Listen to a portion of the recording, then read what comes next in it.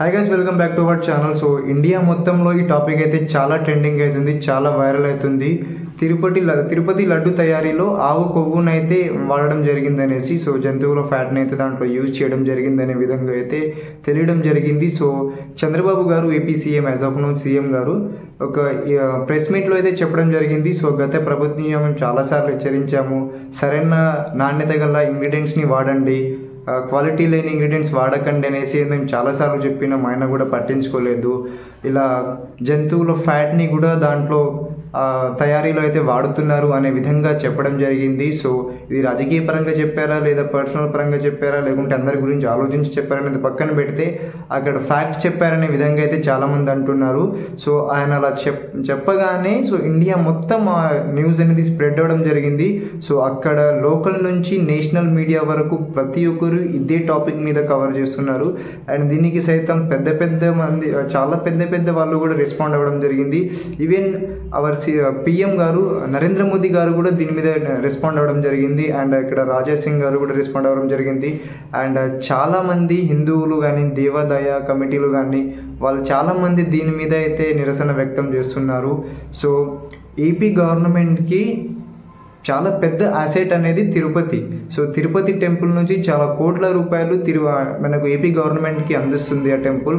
అలాంటిది ఆ టెంపుల్ని ఎంత నీట్గా, ఎంత మంచిగా, గొప్పగా మెయింటెనెన్స్ చేసుకోవాలి, అంత నిర్లక్ష్యం ఎందుకు వహిస్తున్నారనే విధంగా అయితే చాలామంది ప్రజలు, పబ్లిక్ వాళ్ళ మీద నెగిటివ్గా అయితే రెస్పాండ్ అవ్వడం జరిగింది. వాళ్ళ మీద అయితే వాళ్ళ నిర్లక్ష్యాన్ని చూసి చాలామంది కోప్పడుతున్నారు.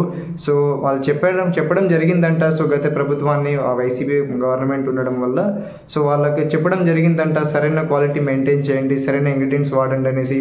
చాలాసార్లు చెప్పినా కూడా అది రిపీట్ చేయడం జరిగిందనే విధంగా అయితే చెప్పడం జరుగుతుంది. అండ్ అది ఎంతవరకు నిజమో కాదో తెలియదు, కానీ ఇలా కూడా చెప్పడం జరుగుతుంది. సో దానికి ఆ టెంపుల్కి చైర్మన్ వచ్చేసి క్రిస్టియన్ వాళ్ళు ఉన్నారనేసి కూడా చెప్పడం జరుగుతుంది. సో ఫస్ట్ థింగ్, అది హిందూ టెంపుల్. అండ్ ఆ టెంపుల్ వల్ల ఏపీకి చాలా యూజ్ అవుతుంది. వాటి వల్ల వచ్చే ఫండ్స్ కానీ, సో విరాళాలు కానీ, అవి ఏపీకి చాలా పెద్ద మొత్తంలో యూజ్ అవుతున్నాయి. అండ్ అలాంటి టెంపుల్ని, హిందూ టెంపుల్ని క్రిస్టియన్ వాళ్ళకి ఎందుకు పెట్టుకోవడం జరిగింది? సో అక్కడ చాలామంది హిందూ వాళ్ళు ఉంటారు, పూజారి వాళ్ళు ఉంటారు, ఇలా చాలామంది పబ్లిక్ ఉంటారు కదా, వాళ్ళకి ఎందుకు ఇవ్వడం జరిగింది? అండ్ సరైన క్వాలిటీ మెయింటైన్ చేయడం లేదు. అంత ఏపీకి ఎంతగా యూజ్ అయ్యే టెంపుల్ని అండ్ అంత అతిపెద్ద దేవాదాయ శాఖని, ఆ దేవాలయాన్ని ఎందుకు అలా పాడు చేస్తున్నారనే విధంగా అయితే చెప్పడం జరిగింది.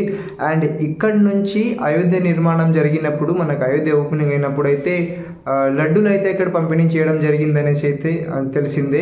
సో దానికి సంబంధించి ఇక్కడ జరిగిన అశుద్ధం అక్కడ అయోధ్య వరకు అయితే వెళ్ళిందనే విధంగా ఇంకా చాలామంది అయితే ఇలా కోపగిస్తున్నారు ఈ ఇన్సిడెంట్ మీద. సో దీని గురించి అయితే చంద్రబాబు గారు ఇలా చెప్పడం జరిగింది. సో అది చెప్పడమే లేటు, మొత్తం న్యూస్ మొత్తం నేషనల్ మీడియాలో కవర్ అవుతుంది ఈ టాపిక్. సో దీని గురించి సో వాళ్ళు ఏమని చెప్తారో, వాళ్ళ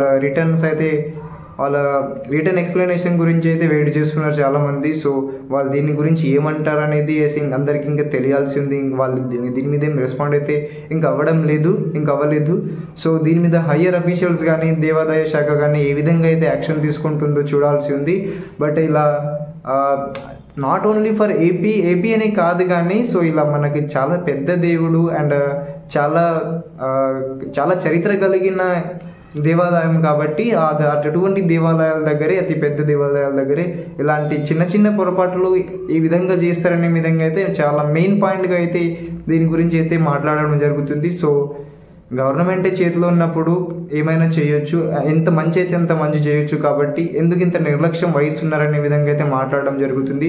సో ఆ గుడిని అశుద్ధం చేశారు, దాంతోపాటు అక్కడ వచ్చిన ప్రజలందరినీ అండ్ ఆ ప్రజల దగ్గర నుంచి అది ఎక్కడి వరకు స్ప్రెడ్ అయిందనేసి చాలా మందికి తెలుసు, అది ఎక్కడి వరకు వెళ్తుందనేసి. అండ్ మెయిన్ పార్ట్ వచ్చేసి అయోధ్యకి కూడా ఈ అశుద్ధాన్ని అయితే అశుద్ధం చేశారనే విధంగా అయితే చెప్పడం జరుగుతుంది. సో దీని గురించి చాలామంది అయితే దీనికి ఆపోజిట్లో రియాక్షన్ ఆలోచిస్తున్నారు. అండ్ దీని మీద మొత్తం ఇండియన్ పాలిటిక్సే దీని గురించి అయితే చర్చించడం జరుగుతుంది. సో హయ్యర్ అఫీషియల్స్ ఏ విధంగా దీని మీద రెస్పాండ్ అవుతారు, అండ్ దానికి గత ప్రభుత్వం వాళ్ళు ఈ విధంగా అయితే రెస్పాండ్ అవుతారు అనే విధంగా అయితే ఇక్కడ పబ్లిక్ చాలామంది అయితే వెయిట్ చేస్తున్నారు వాళ్ళ ఆన్సర్ గురించి. సో ఇందులో మీకు ఏమనిపించింది? సో ఇది నిజం అంటున్నారా, అబద్ధం అనుకుంటున్నారా?